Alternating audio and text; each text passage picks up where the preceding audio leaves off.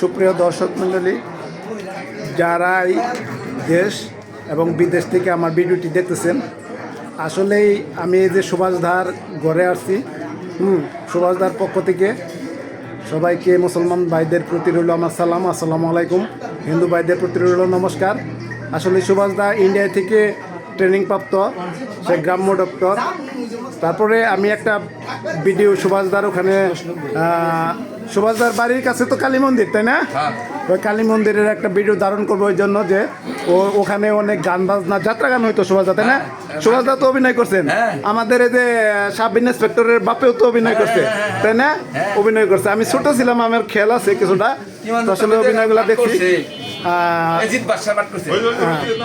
ওই কালী মন্দির, ও আচ্ছা আচ্ছা আচ্ছা আচ্ছা, এই যে আমার বন্ধু, আমরা ক্লাসমেট রতি, আমরা একত্রে হয়েছি একটা গানের অনুষ্ঠান করব, এই জন্য আমরা একত্র হয়েছি কালোয়া বাজারে।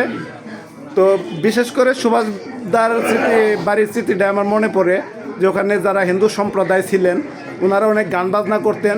তো অনেক আমোদ ফুর্তি আমাদের এলাকায় ছিল। বর্তমানে এগুলা বিলুপ্তি হতে যাচ্ছে, কোনো গান বাজনা নেই, শুধু শুধু আমরা এমন হয়েছে দেশটা আসলে ধর্মীয় গোড়ামি একে অপরে। তবে আমাদের এলাকারা মার্শাল্লাহ ভালোই আছে, আমরা হিন্দু মুসলমান সবাই মিলেমিশে চলতেছি, কিন্তু সারা দেশব্যাপী আসলে এগুলা নাই। তো আমরা তো আসলে মানুষ, একই সৃষ্টিকর্তার সৃষ্টি আমরা, তাই না সুভাষদা? তো আমরা কেন এই জাতির ভেদাভেদ করবো? আমাদের রক্ত তো সবারই লাল। এই জন্য আমি কালী মন্দিরে যাব সুভাষদাকে নিয়ে, বা একটা গানের অনুষ্ঠান আছে, গানের অনুষ্ঠানটা শেষ করে সুভাষদা আমরা কালী মন্দিরে যাব। ও যেখানে গান বাজনা হয়তো ভিডিওটা ছেড়ে দেবো, আপনারা দোয়া ধর্ম করে ভিডিওটা দেখবেন।